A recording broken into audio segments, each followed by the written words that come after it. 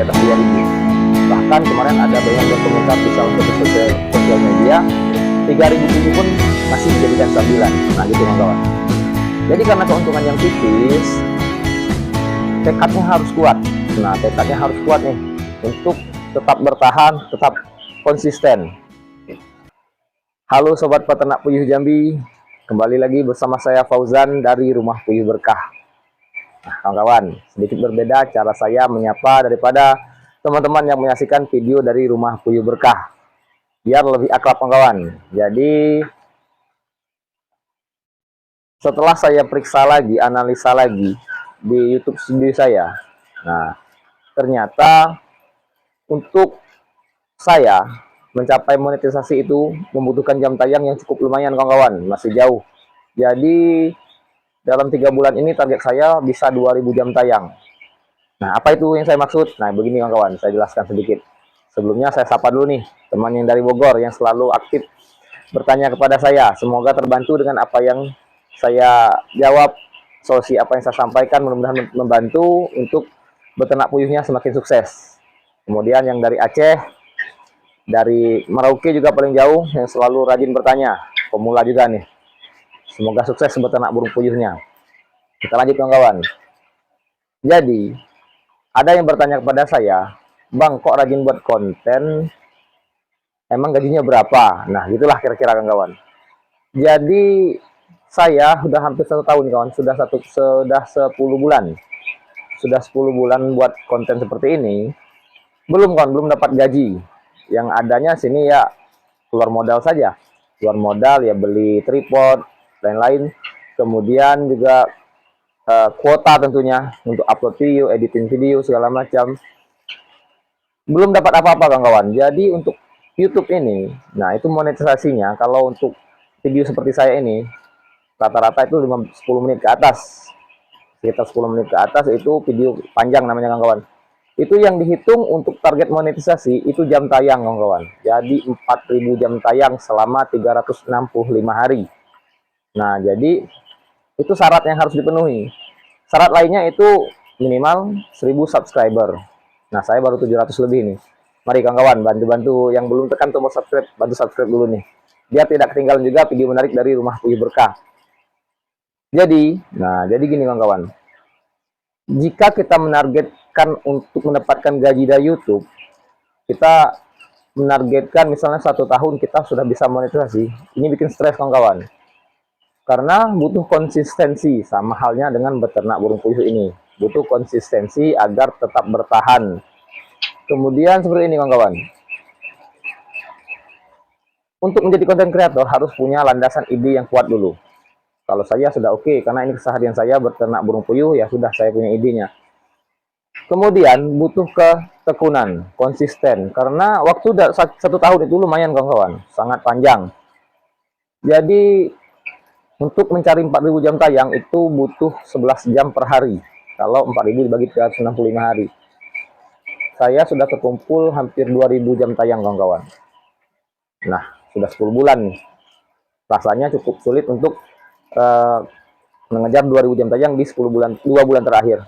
Tidak masalah kawan-kawan, karena niat saya dari awal membuat konten ini pertama kali ya untuk menjadi tempat menyimpan video pribadi dulu. Jadi menjadi pencatatan saya, menjadi kenangan-kenangan saya dalam beternak burung puyuh ini, melihat progres peternakan ini dengan sendirinya. Kemudian juga membantu daripada teman-teman selaku pemula, karena saya merasakan sendiri sulitnya menjadi seorang peternak puyuh pemula tanpa mentor. Nah, tanpa ilmu yang cukup, sehingga banyak hal-hal yang tidak diinginkan saya alami di waktu-waktu awal belajar beternak burung puyuh ini. Beternak burung puyuh saya belum terlalu lama. Saya mulai akhir 2020 kawan-kawan. Kalau tidak salah itu Oktober 2020. Nah, sekarang saya ambil video ini Januari 2026. Nah, gitu kawan-kawan. Jadi untuk 2 bulan ke depan ini mungkin saya targetkan untuk aktif upload video kawan-kawan. Mudah-mudahan bisa 2 hari sekali atau 1 hari sekali saya kejar video-video panjang. Supaya ya mudah-mudahan bisa mengejar target monetisasi itu tadi. Kalau sebelumnya di November Desember itu saya mulai menurun kawan-kawan karena ada kesibukan lain sehingga Waktu untuk membuat video juga terbatas, tapi tetap saya usahakan 1 minggu sekali saya upload. Jadi kemarin di video sebelumnya, mungkin 2 video sebelum ini, saya sudah bilang kemungkinan saya upload itu 1 minggu sekali saja untuk menjaga konsistensi saja. Tetapi setelah saya analisa lagi, peluang saya untuk mencapai monetisasi itu masih ada kawan-kawan. Nah, jadi tidak apa-apa lah saya tambahkan lagi. Kemarin juga karena kesibukan, terus juga semangatnya mulai kendur. Nah, ini kita gas lagi kawan-kawan. Tujuannya tetap yang paling utama itu memberikan pengalaman pribadi saya, juga pengalaman teman-teman yang ada di sekitaran Kota Jambi untuk peternak-peternak pemula khususnya ini dalam belajar beternak burung puyuh. Oke kawan-kawan, cukup panjang mukadimahnya di sini. Jadi di sini tema kita kali ini yaitu benarkah beternak burung puyuh ini usaha musiman? Nah, gitu kawan-kawan. Saya dapat kata-kata ini dari seorang teman. Nah, jadi kami ini sedang menjajaki untuk membuat DU pakan sendiri kawan-kawan. Jadi kami kan sudah terbentuk koperasi nih di Jambi nih. Kami mencoba menjajaki untuk menjalin kerjasama dengan perusahaan pakan itu sendiri. Sudah banyak perusahaan yang kami hubungi dan segala macam. Ada juga yang sudah tidak produksi lagi pakan puyuh. Nah, di situ kawan-kawan. Jadi ketika ditanya kenapa tidak produksi lagi pakan puyuh, alasannya beternak puyuh ini sulit. Peternak puyuh itu rata-rata musiman. Loh, apa itu maksudnya musiman? Nah, jadi gitu kawan. Jadi ketika rame-rame banget, nanti setelah itu tutup-tutup semua. Nah, gitu. Jadi seperti ini kawan, tanggapan daripada saya menanggapi hal yang seperti itu. Mendengar hal itu, saya langsung berbincang sama teman, saya sampaikan, benar bahwa beternak burung puyuh ini musiman. Nah, jadi untuk sebagian besar peternak, saya cukup yakin sudah beternak paling cuma 1 periode akhir kawan-kawan. Sebagian besar. Nah, ini justru peternak seperti ini kadang-kadang ketika di media sosial berkomentarnya cukup pedas nih kawan-kawan.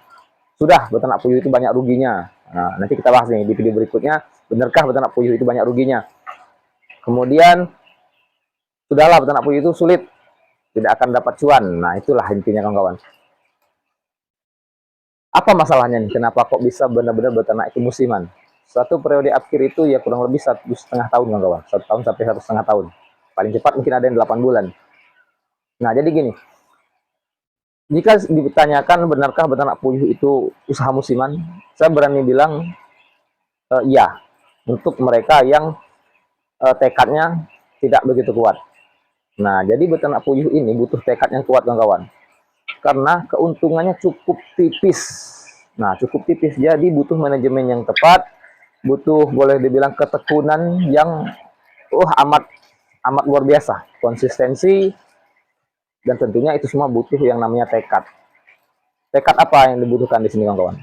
Tentunya tekad untuk mandiri, untuk tidak tergantung dengan perusahaan, tidak tergantung dengan orang lain, yang artinya kita bekerja sebagai karyawan atau kita makan gaji.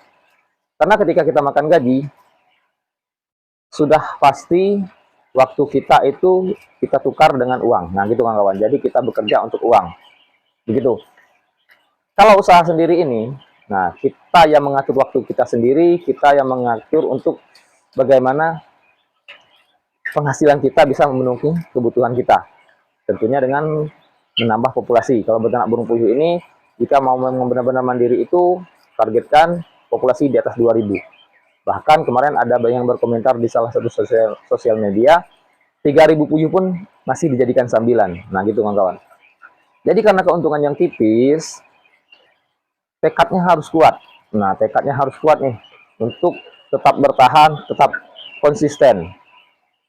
Yang membuat satu lagi yang membuat beternak puyuh ini menjadi usaha musiman bagi beberapa orang itu karena terlambatnya proses regenerasi, kawan-kawan. Jadi burung puyuh ini periode akhirnya itu cukup singkat, katakanlah 1 tahun produksinya ya, 1 tahun produksi. Ini yang jelas, kalau kita mulai start dengan 1.000 puyuh, itu angka kematiannya harus dihitung kawan-kawan. Dalam 1 tahun itu, kita hitung saja itu sekitar 25% sampai 30% kematian total ya, selama 1 tahun. Jadi kalau 1.000 puyuh, itu di 1 tahun berikutnya itu sekitaran 300 ekoran yang mati. Jadi tinggal 700 ekor. Barang tentu di situ sudah menimbulkan pengurangan populasi. Tentunya produksi telurnya nanti akan berkurang. Dan efek dominonya pendapatan kawan-kawan tentunya berkurang. Selain itu juga, fase puncak burung puyuh ini bertelur itu katakanlah sampai usia 8 bulan. Itu produksinya maksimal kawan-kawan, bisa mencapai 95%. Mungkin dirata-ratakan itu ada di 85%. Tetapi setelah 8 bulan ke atas itu produksinya pelan-pelan menurun. Menuju 80%, bahkan bisa turun di bawah 80%. Nah, kalau proses regenerasi terlambat, regenerasi, jadi cukup puas dengan 1000 puyuh ini, kita mulai saja dulu, lihat satu periode akhir. Oke, 1 tahun kemudian burung puyuhnya akhir. Oke, dipotong semua atau dijual semua. Tinggallah kandang kosong saja. Memulai lagi, modal lagi kawan-kawan. Untuk modal di oki lagi, kita pembesaran waktu lagi, atau beli pulet langsung umur 1 bulan, modalnya cukup tebal. Nah, biasanya kita kalau sudah lihat uang ini, jarang kita setting untuk hal-hal yang seperti ini kawan-kawan. Kita menghitung mudah saja nih, 1000 puyuh, targetkan Rp100.000 per hari keuntungan bersih di luar pakan dan operasional. 100.000 ini apakah kita tabung, masukkan ke rekening atau ke tabungan celengan ayam? Jarang, saya berani bilang sangat sulit untuk kita seperti itu. Apalagi kita yang benar-benar mengandalkan burung puyuh ini untuk kehidupan sehari-hari. Jadi uangnya itu langsung dipakai, langsung habis.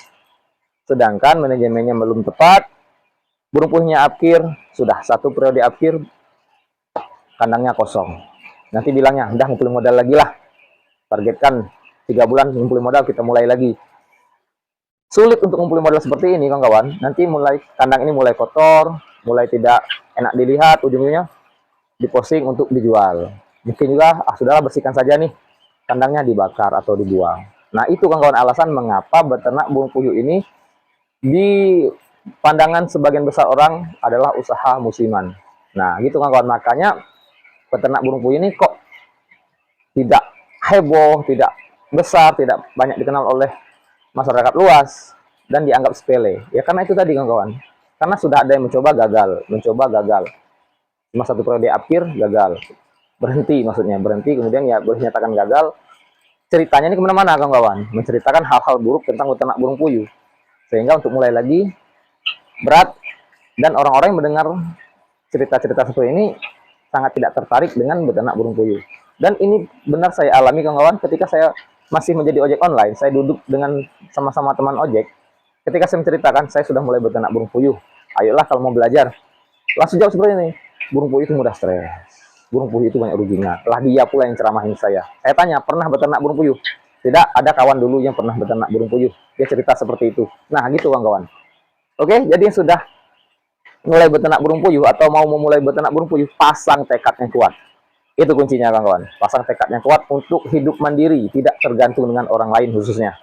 Memang ini tetap butuh orang lain yang jual beli semacam, tapi maksudnya itu kita tidak makan gaji. Kita yang atur waktu kita sendiri, kita yang atur hidup kita sendiri, itu khususnya. Dan yang paling penting, beternak seperti ini bisa dikembangkan untuk skala yang lebih luas. Oke, beternak burung puyuh ini terbatas karena pemasaran terbatas. Belajar lagi ayam petelur. Saya sedang belajar kawan-kawan. Ada tuh dilihat di postingan saya sebelumnya. Saya sedang belajar beternak ayam telur dan sepertinya tertarik nih kawan-kawan untuk menambah populasi. Mungkin targetnya tidak banyak, mungkin sekitar 50 ekor saja targetnya. Nah, gitu kawan. Baik. Terima kasih banyak nih sudah menyimak video dari Rumah Puyuh Berkah. Semoga menambah wawasan, semoga menambah referensi. Pasang tekad yang kuat. Nah, baik kawan, terima kasih banyak atas perhatiannya. Salam sehat untuk kita semua. Ayo beternak puyuh itu asik.